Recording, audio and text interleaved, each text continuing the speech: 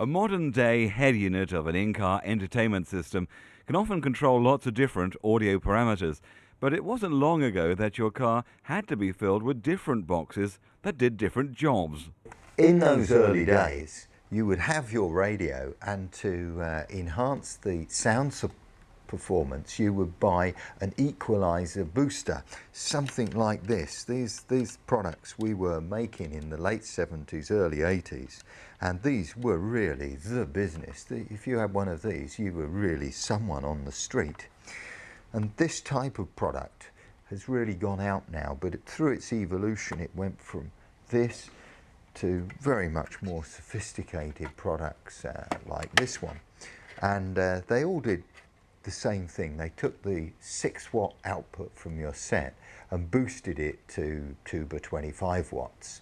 Sound quality has moved on leaps and bounds over the last 10 years in car audio, because the car is a difficult place to get a good sound, but engineers have worked very hard developing speakers and the amplifiers within the unit to make it sound, well, as good as it gets, really. But this is a typical radio cassette of the early 80s. It weighs a great deal compared to today. That moved through to products like this, and this, I guess, is really a milestone. This was a 3015 computer graphic equalizer, and this product, you would press the button here, it would then emit pink noise into the car. Its microphone sensors would pick up exactly the interior acoustics of the vehicle and set the equalization so that it was perfect tonal balance for the car. If the technology of the actual sourcing and amplification hardware has improved, so has the understanding of acoustics, so that you get the best possible sound in a car, especially that holy grail, heavy bass. If you require low bass in your car, this is what you'll need. The average customer will get a 12-inch sub. This is a Rockford Punch subwoofer. Once a customer's chose this, we need to make the best sound with the best size of boot space that we have available. To do this, we'd use this computer, which is Term Pro. This computer enables us to match the car to the subwoofer, i.e. to make the box, whether it be a small one or a big one, depending on boot size, match the subwoofer to get the optimum sound. We input the information of the subwoofer, we input the information of the box size, we then have a look at the frequency response, and if it is a good response, that's it. If we can make the box slightly bigger or slightly smaller to get us a better sound, this enables us to try and get the best before we go and do the box. There's no point in aiming at hi-fi sound if you're playing from a lo-fi analog audio cassette. That's why now digital formats are so important, and the best medium for the future seems to be the re-recordable mini-disc. As far as we're concerned in Europe, it has come to our shores relatively late. The role that mini-disc will perform, and the one that will probably make it the replacement for compact cassette, is the fact that you can record your CD collection onto a mini-disc in whatever order, whatever material you want to have. So it's ready, it's easy, it's in a very robust format, and you can store many of these within the car safely. So it's got a lot of major attributes. I'm sure that its future role will be to replace the compact cassette, and it will then run alongside CD, which you'll have either in the car or in your home collection, and mini disc for your own compilation, which you can take anywhere. Minidisc first came in 5 years ago. It came in with a whimper. We were quite disappointed really, because it was obviously the format of the future. It replaced the cassette as a recordable digital format. Fortunately, the last 12 months it's come very strong. We get probably 3 enquiries a day for it now. But just the size of the minidisc, it's a big advantage. You can have 10 minidiscs in your car and no space. And as I said, you can keep recording over it. Great sound in a car is very difficult to achieve unless you reduce noises such as motor, tyre and wind noise. This is where special adhesive soundproofing is essential. Soundproofing is very important within a car for two reasons. One is to stop the noise when you're driving along, but the most important one is to make the sound better. And what happens here is when you put your speaker to the door, when it's playing, it vibrates into the panel and then the vibration comes back into the speaker, and this can colour or even make the sound terrible. Dynamat is the product that we use. We stick this onto the panels. This stops the vibration, gives a nice solid area to mount the speakers to, which helps them to produce the sound a lot better, and also kills the road noise within the car and makes it a lot nicer to drive. So you've got the soundproofing you need, the system you want. You just need the right sort of car to show it all off in. In for a penny, in for a pound. You might as well splash out on a Lambo.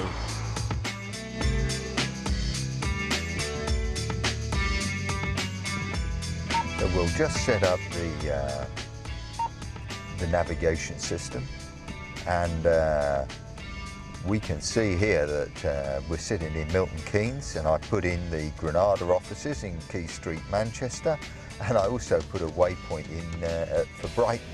So you can see this is the whole of the United Kingdom, and we'll get on our way.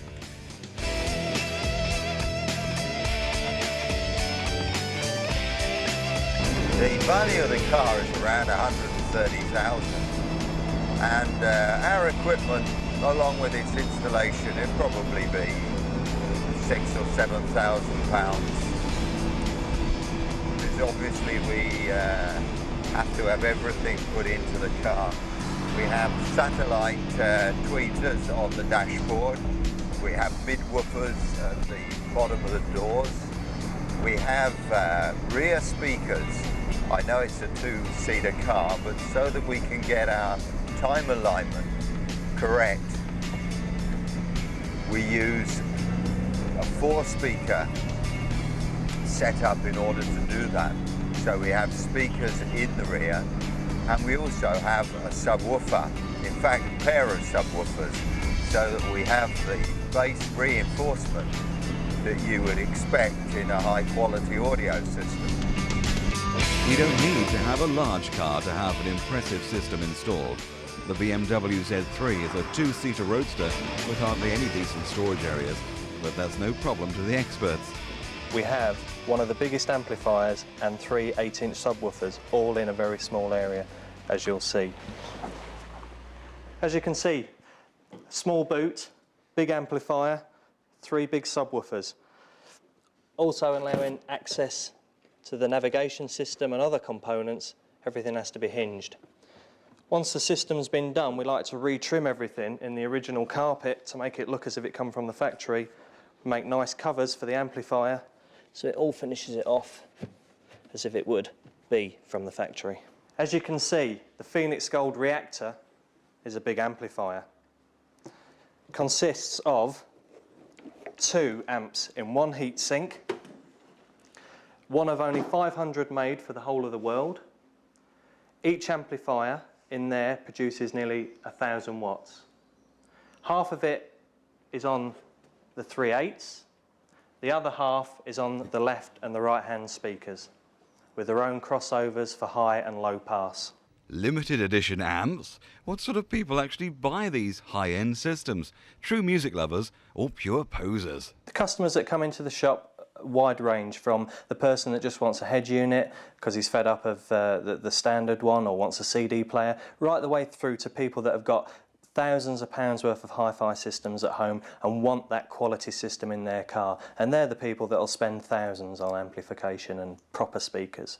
The type of people saw going down any high street with a bass boom, I mean, bless them, they're customers of ours, and you know we do those systems, but our target audience really, or market, is 25 to 45, 50-year-olds, where they just want to enhance the music in the car or the quality of the sound in the car. If you have a new car and thinking about installing a system, how would you feel about your precious car being pulled apart to get it installed?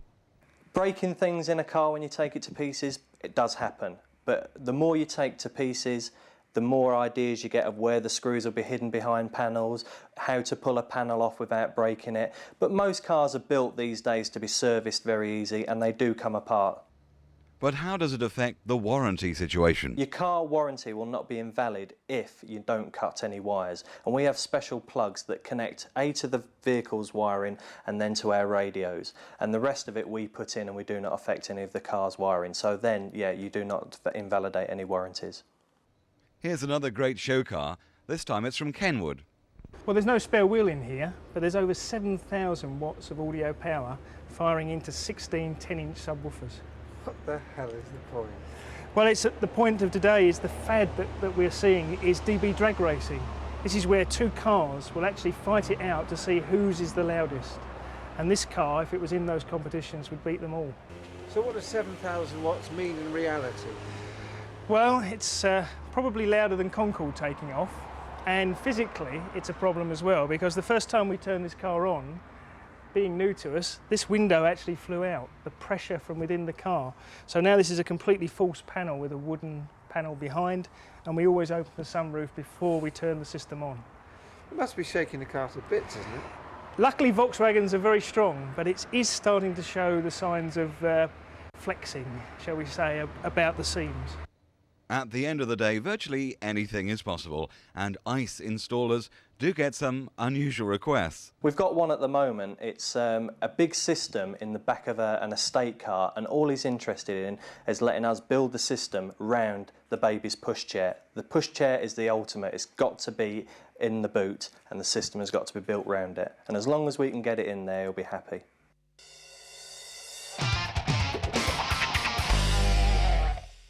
If you're the chief executive of a large company, managing director of your own business, or just generally wealthy, there are choices galore when it comes to choosing your large executive limousine.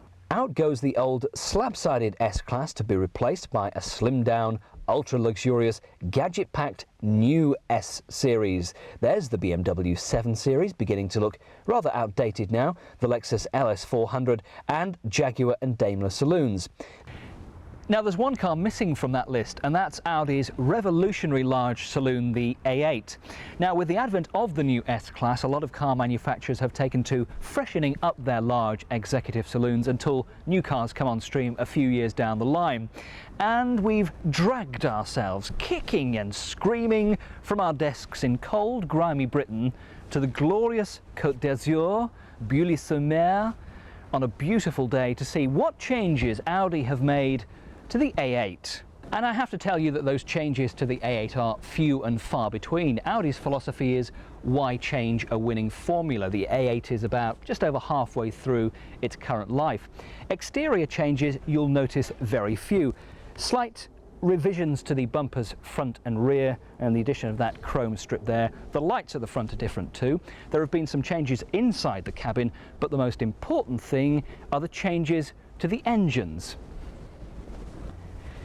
But it's with the engines that you should notice the difference if you get a chance to drive or even buy a newly revised A8. It's that 5-valve per cylinder technology which Audi have now introduced to the two V8 engines in the range. The 2.8 V6 remains unchanged, but the 3.7 and the 4.2 get increase in power and torque, and it will make a difference. The 3.7 at the moment currently produces 230 brake horsepower. That rises to 260 brake horsepower, and the 4.2 gets an extra 10 horses to a mere 310 brake horsepower. They are both delightful engines. Now, it's at this point that I have to come clean with you and tell you that my own personal choice of car that is sat at home in my driveway right now, back in Britain, is one of these, an Audi A8 3.7. It's not a loan car, it's not a test car, it's a car I bought with my own money, and it's a car I found very few faults with in the 9 months or so that we've had it now. Inside the cabin, immediately you can tell a few minor differences they've changed. For instance, the center console there is different. You get this TV screen which doubles up as the radio and the CD and a navigation system too. That's changed. Some slightly different wood trims and some Alcantara in these door panels too. But inside, they've just made minor changes rather than going the whole hog. David, what were the main reasons behind the decision to slightly revamp the A8 at this stage of its life? Well, the car has been on the market now for over 3 years, and we didn't feel there was a need to do anything major to the car, but we felt we wanted to upgrade it a bit to put in some of the learning we've developed over the last 3 years, to give existing customers a reason to change for a new car, but also not to make the old car obsolete. So the visual changes are quite subtle, but there's been quite a lot of engineering changes underneath. And what about the engines? That's probably the main area that's been changed. Yeah, that's the main area, particularly on the V8s. The main change has been that the cars have gone from 4 valves per cylinder to 5 valves per cylinder, which means a modest increase in power, but major improvements in terms of emissions and in terms of fuel consumption. So it is worth that extra valve per cylinder? Yeah, it makes it a better car, makes it more drivable, the throttle response is better, and obviously the environmental damage is less. And what about the running gear? That's changed slightly, hasn't it, with an all-aluminium running gear? That's right, lots of new components in the running gear. The essential design of the suspension components is the same, but a lot more are now made out of aluminium, reducing unsprung weight, and with different settings for the springs and dampers, it really improves the ride and handling compromise. Now, one thing you would expect with such a large car as this is awful fuel consumption. You'd expect it to be a big gas guzzler, and it is to a certain extent around town. But get it on a run, get it on the motorway, and it is really excellent. For instance, let me just give you an example. If you cruised at 90 miles per hour on the motorway all day long, the A8 3.7 with that V8 engine would do 30 miles to the gallon, and that really is remarkable for such a large car. So, can I recommend an Audi A8 to you? Well, yes, absolutely. As I mentioned earlier, I've actually bought one of these cars, and up against the rather staid-looking BMW 7 Series and the rather dull and boring Lexus LS400, the A8 stands out like a shining beacon. The S-Class undoubtedly is going to give all of those cars a real run for the money. Prices for the A8, well, undoubtedly they'll rise when this revised version goes on sale. At the moment they start at £36,500 for the 2.8. If you want it in sport trim, you add an extra £4,000 on. That then goes through the 3.7 and the 4.2 Quattro right up to the all-singing, all-dancing, stunningly quick S8 at £62,000.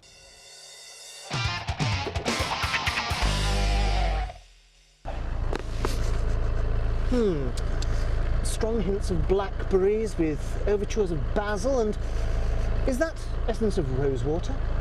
Well, not quite, but Citroen are hoping that the exhaust emissions from their revolutionary new diesel engine will help them to leave the company smelling of roses. Yes, there's a new acronym in town, and the letters that count are HDI, High Pressure Direct Injection. It's a new diesel engine for the new millennium, and it relies on a clever piece of technology called the Common Rail System.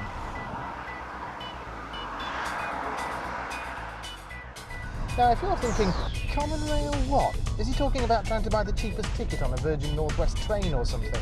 Then you're probably more interested in what it feels like, what it means to drive behind a common rail system as it simply gets on with its job under the bonnet.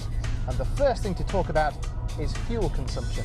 This is a Xantia 2-litre HDI SX, and it does 51 miles to the gallon.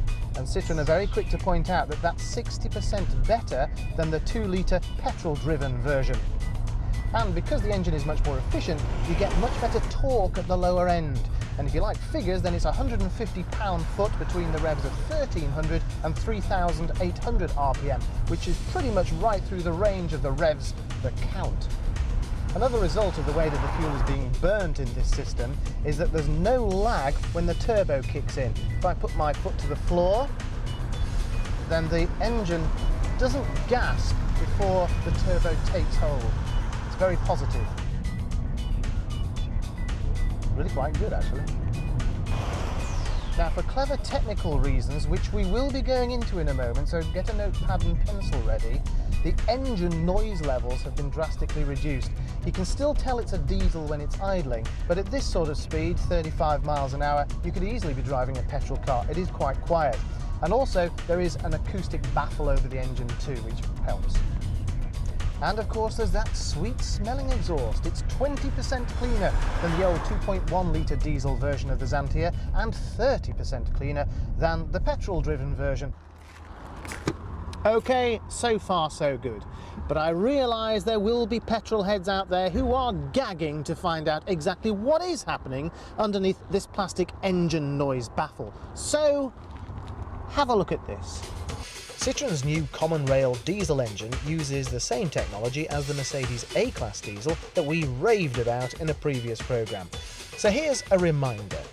Fuel goes through a pump which pushes it at a very high pressure into a metal tube, and that's the common rail.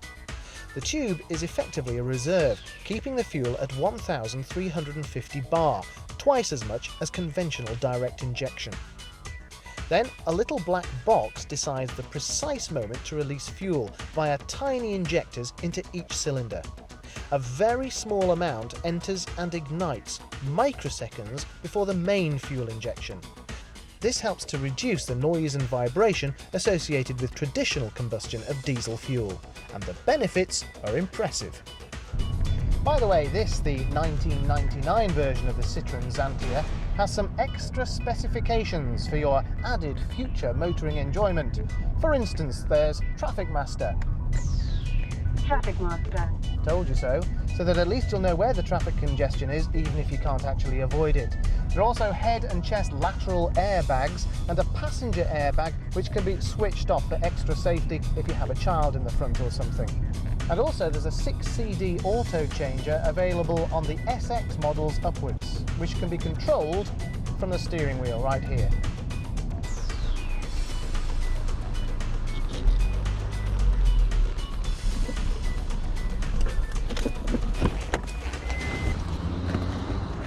So, is the common rail system a glimpse of the future for diesel engines? Well, you betcha, because the Citroen Xantia is just the first of its kind to be introduced into this country. Watch out for similar systems from BMW, the Mercedes A-Class, Fiat and the Peugeot 206. All in all, you could say that the common rail system is set to become very common indeed.